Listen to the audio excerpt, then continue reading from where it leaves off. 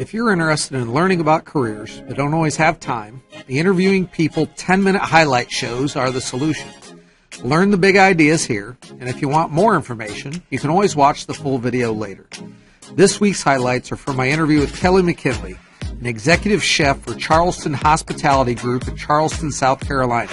If you've ever wondered what it's like to be a chef, you'll find out from Kelli today.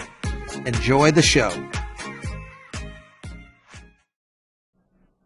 In case you're wondering why I'm wearing hunting gear today, it's FFA week here at Van Buren, and we're celebrating the farmers that do so much and the agriculturalists that do so much to feed us each and every day of the year. So it's perfectly appropriate that our guest for this episode is Kelli McKinley, an executive chef, and she's going to start by telling us a little bit about what she does as a chef.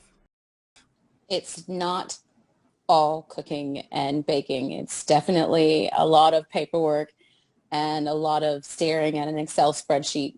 You have to do a lot of extra things that I think a lot of people don't expect to do when they're in this field. And if you get higher up there where you have to do more duties than just cook, it's difficult. I mean, the executive chef is kind of like a coach of a football team. You kind of have to know where to put your good people. You know, you got to put your quarterback here, your receiver here, your defense over here, doing prep. Like you have to have your people, you have to have what my boss calls aces in places. And you have to learn who your people are and where to put them. And I'm just the coach telling them what they need to be doing. And you need to shift this way or you need to shift this way.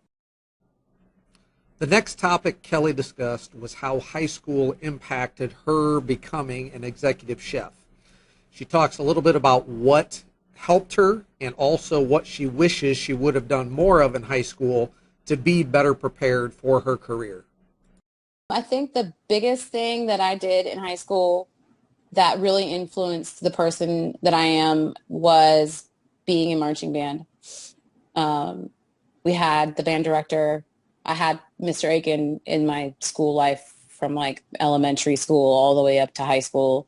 So he always instilled on all of his students punctuality.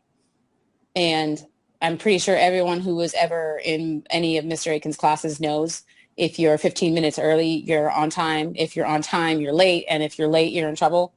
I don't know how many times I saw him lay into a student for being late. So you're always petrified to be late. I mean, I was like speeding down the road trying to beat a train. So I couldn't get into trouble with Mr. Aiken. So punctuality is definitely something that I learned from Aiken. And also how to know that if I'm scheduled to be there, I better be there. Because if you're not there, then people around you kind of have to move and adjust. And all that practice and all that preparedness that you have is kind of out the window. Mm-hmm. And, you know, if you have a solo, then somebody else behind you who maybe not have practiced as much has to take that spot. And it's just, it creates an undue amount of stress on everyone around you if you're just not going to show up or if you're late. So I think Rick Aiken really affected who I was. Yeah. What I wish I would have done more of was take more computer classes. Many a day sit in front of my computer and wonder how in the world I'm supposed to adjust this Excel spreadsheet to look more professional or not be 4 pages long. So I definitely wish I would have paid more attention in Hike Camp's class. I definitely should have.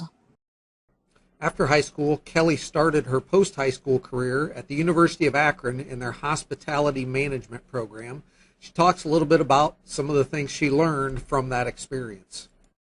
Right out of high school, I went into hospitality management at the University of Akron. My parents were kind of not fully on board with me being a chef. My grandfather told me that I would never make any money from it because it's not a white-collar career. It's more of a blue-collar career. I think that's what he calls it. Yep. So, you know, I was kind of looked down on for wanting to be a chef. They wanted me to get a well-rounded career. And so I chose the University of Akron because they had a hospitality management path.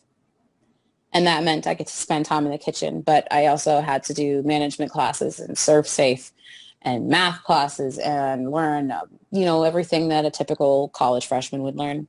My fourth semester there, I took a baking class And the teacher brought in Betty Crocker cake mix for us to do a final exam of cake on, and I was furious that I was wasting my time and money on a class that I wasn't learning anything. And she was teaching a student how to pipe a rose on a rose nail with a rose tip, and she was holding the nail like the rose tip is like a teardrop, and she was holding it upside down. So the pretty beautiful petals that they're supposed to be with the thin top was a rose that ended up looking like somebody sat on it. So I was mad and frustrated, and I left that class, and I told my mom that I didn't care what anybody thought.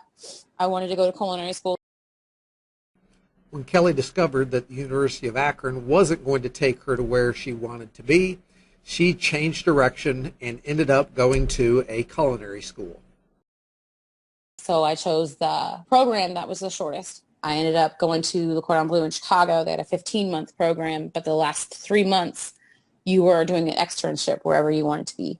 So that's where I ended up. Part of Kelli's experience at culinary school included an externship at Dietz Chocolates in Findlay, where she learned a lot from the workers. I did my externship at Dietz's. I worked in the back candy kitchen with all these older ladies who had been working there for years and years and years and years and years and years and years. And they kind of took 20-year-old me and kind of made me feel like I was part of the family, even though I wasn't. They really kind of taught me how to manage chocolate, because chocolate is very hard to manage. It has to be in a certain temperature range or it's not going to set.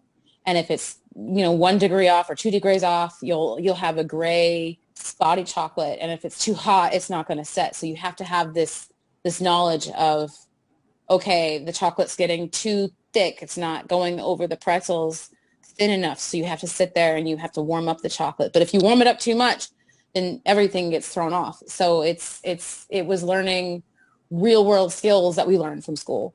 Right. And it was a lot of fun. Kelli's experience at Dietz's helped her transition to being a pastry chef when she entered the restaurant industry. And then I asked about being a pastry chef, and they made me their pastry chef, and I was baking for 9 restaurants. And then I was working at another toast restaurant on the weekends because she didn't have an assistant kitchen manager, so I was filling in there too. Finally, Kelli talks about how her ability to network has influenced her in this career. And it's played a huge part in anybody's career that works in the food and beverage industry. It's a small industry, but pretty much everyone knows each other, especially here in Charleston. The industry is teeny tiny. There's a lot of restaurants in this town. It's littered with little mom and pop stores and big places, and this place only serves chicken tenders, and this place only serves burgers, and this place only serves chicken sandwiches.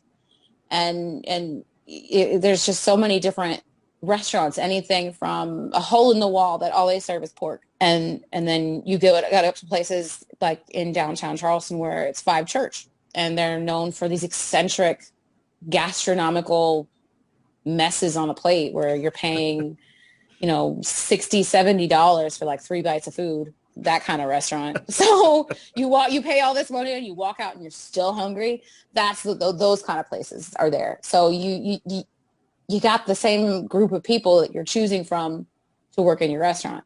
You never know which restaurant you're going to walk into for an interview. You never know who's in that kitchen. You never know who the executive chef is. You never know who the owner is.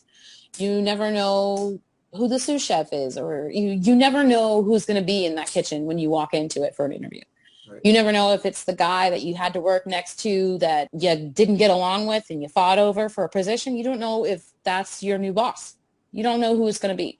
So you kind of have to get along with everybody and figure out what you can learn from the people that you're around so that you can be a more well-rounded chef and walk into another kitchen with more confidence because you learned it from this guy who's been doing it for 20 years. You have to build connections with people because somebody knows you in that restaurant and they know that you're an ace. They're going to tell the people, hey, they're really good at doing this or that, or they're really, really good at being on time, or this person's barbecue sauce is so amazing and you need to hire them to get the recipe for me. Thank you for watching this episode showing highlights of the latest Interviewing People careercast with Kelli McKinley. And to be sure you don't miss additional career information, please click subscribe so you'll know when the next episode is released. Thank you for watching, and as always, remember the best part about Mondays is interviewing people.